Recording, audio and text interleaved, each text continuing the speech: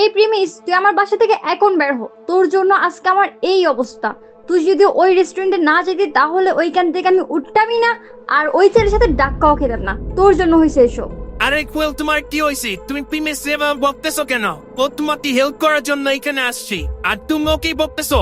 যদি কালকে প্রিমিস ওই রেস্টুরেন্টে না থাকতো তাহলে তো ওই ছেলে তোমার সাথে আরো টিজিং করতো, তখন তুমি কি করতা? কোয়েলের মাথা গরম হওয়ার কারণে সে তার সমস্ত মেজাজ প্রিমিসের উপর দেখাচ্ছে, যদিও প্রিমিসের সেখানে কোনো দোষ ছিল না। প্রিমিসকে সে এত অপমান করার পরেও প্রিমিস কোয়েলের সমস্যার কথা শুনে তার বাসায় এসে পড়েছে, আর কোয়েল তারপরও প্রিমিসকে অপমান করছে। এরপর যখন প্রিমিস ওইখান থেকে চলে যেতে নেয়, ঠিক তখনই অমিত প্রিমিসকে ডাক দেয়। এই প্রিমিস, কই যাস? দাঁড়া, কথা শুনে যা। অমিতের কথা শুনে প্রিমিস সেখানে দাঁড়িয়ে পড়ে। তারপর অমিত বলে, আরে দোস্ত, মন খারাপ করিস না। বুঝছি তো কোয়েল এখন টেনশনে আছে, আর এর জন্যই তোর উল্টা পাল্টা বলে দিছি। তুই কিছু মনে করিস না। আরে সমস্যা নাই, আমি বুঝতে পারছি ও অনেক টেনশনে আছে। তুই কোয়েলরে বল যে কোনো টেনশন করতে না, কিছুক্ষণের মধ্যে সব ঠিক হয়ে যাবে। এরপর প্রিমিস অমিতের সাথে কথা বলে কোয়েলের বাসা থেকে বের হয়ে যায়। আর ওইদিকে কোয়েল আবারও বলে, আজকের পর থেকে যেন আমি এই ছেলের মুখ না দেখি। ওই ছেলের সাথে দেখা হওয়ার পর থেকে আমার জীবনটা হেল হয়ে যেতেছে। এরপর কোয়েলের বন্ধুরা তাদের পরিচিত প্রভাবশালী ক্ষমতাবান ব্যক্তিদের ফোন দেওয়ার চেষ্টা করে, আর ওইদিকে কোয়েল তার স্কুল লাইফের ফ্রেন্ড শান্তকে ফোন দেয় এবং তাকে সব খুলে বলে যাতে তার বাবা তাকে এই বিপদ থেকে উদ্ধার করতে পারে।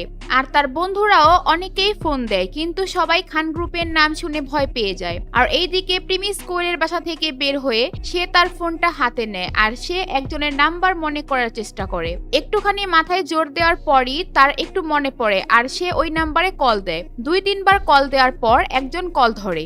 আচ্ছা, তাইলে এত বছর পর বুড়ার কথা মনে পড়লো। পরিবারের ছোট ছেলে এতদিন পর আমাকে ফোন দিল। 10 বছর ধরে ছেলেটা কতটা কষ্ট করছে, আর আমরা এইদিকে টেনশনে আর কিছু করতে পারতাছি না। ফোনের মধ্যে প্রিমিস বুড়ো লোকটির কথা শুনলো। অনেক বছর পর সে এই আওয়াজটি শুনতে পায়, যে আওয়াজটা শোনার জন্য কত অপেক্ষা করেছে। প্রিমিস চাইলেও তাকে ফোন দিতে পারতো না, যতদিন না পর্যন্ত সে তার গরিবী পরীক্ষায় পাশ না করে। এত বছর পর লোকটির কথা শুনে প্রিমিসের চোখে পানি চলে আসে।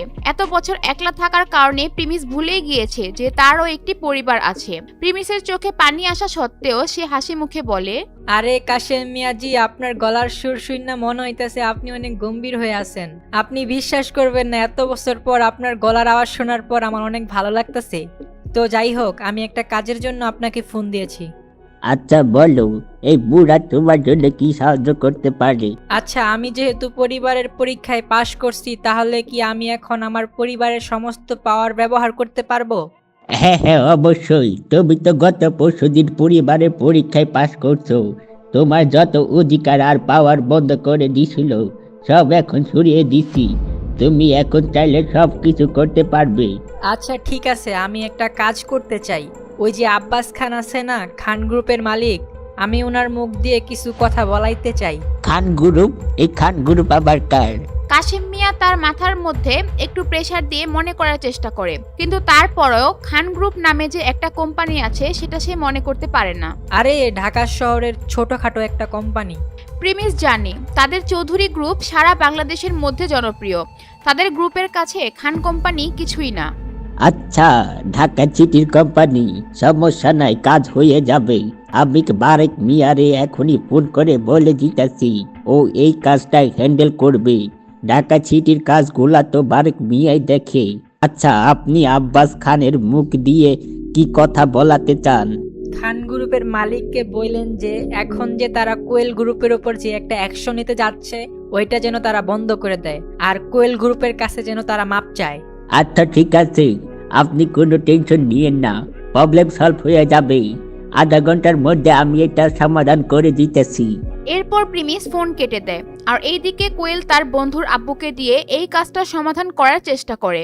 ঢাকা সিটিতে তারও মোটামুটি নামডাক আছে। এখন দেখা যাক কে কোয়েলের সমস্যা সমাধান করতে পারে।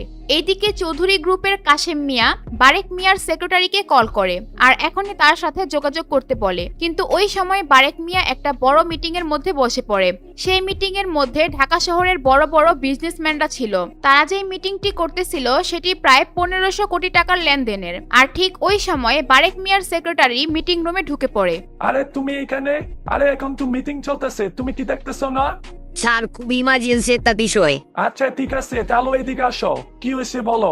এরপর সেক্রেটারি বারেক মিয়ার কানে কানে এসে কি যেন বলে। তারপর সাথে সাথেই বারেক মিয়ার চেহারার রং পাল্টে যায়। আর তারপর সে সবাইকে বলে, গাইস আমাকে মাফ করবেন সবাই, আমার এই মুহূর্তে এখান থেকে যেতে হবে। আমি জানি এটা একটা গুরুত্বপূর্ণ মিটিং, তারপর আমার এখান থেকে যেতে হবে। আমরা এই বিষয়ে আবার পরে কথা বলবো। বারেক ভাই, আপনি যদি এইভাবে মিটিং থেকে চলে যান তাহলে আপনার সাথে কি আর ডিল করবে না? দেখেন আপনারা যেটা বলছেন সেটা ঠিক, কিন্তু এখন আমার কিছু করার নাই, আমার এখান থেকে যেতেই হবে। এরপর বারেক মিয়া ওখান থেকে চলে যায়। আর বারেক মিয়ার সেক্রেটারি তার কানের মধ্যে তখন বলছিল, কোয়েল গ্রুপ আর খান গ্রুপের মধ্যে যে সমস্যাটা চলছে সেটির জন্য চৌধুরী গ্রুপের কাশেম মিয়া ফোন দিয়েছিল, আর এটি আপনাকে এখনই সমাধান করতে বলেছে। বারেক মিয়ার কাছে 1500 কোটি টাকার ডিলের থেকে কাশেম মিয়ার একটা ফোনের গুরুত্ব বেশি। বারেক মিয়া তার বিজনেসে লস দিতে পারে, কিন্তু কাশেম মিয়ার কাজ তার আগে করতে হবে, কারণ তার বিজনেসে লস হলে সে আবার সেটা ঠিক করতে পারবে, কিন্তু কাশেম মিয়া নারাজ হলে সে তার পুরো কোম্পানি হারাবে। এইদিকে কোয়েলের বন্ধুর বাবাও বারেক মিয়ার কাছে আসে কোয়েলদের সমস্যা সমাধান করার জন্য, কিন্তু বারেক মিয়া কোয়েলের বন্ধুর বাবাকে একেবারে পাত্তা দেয় না। তার সমস্যার কথা বলবে কি, সে তো বারেক মিয়ার কাছে আসতেই পারে না। কি হতে যাচ্ছে এরপর? বারেক মিয়া কি কোয়েল গ্রুপ আর খান গ্রুপের মীমাংসা করতে পারবে?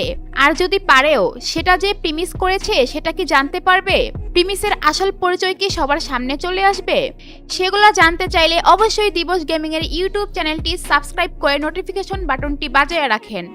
আর অবশ্যই ভিডিওটি ভালো লাগলে একটি লাইক করবেন এবং অবশ্যই একটি করে কমেন্ট করবেন।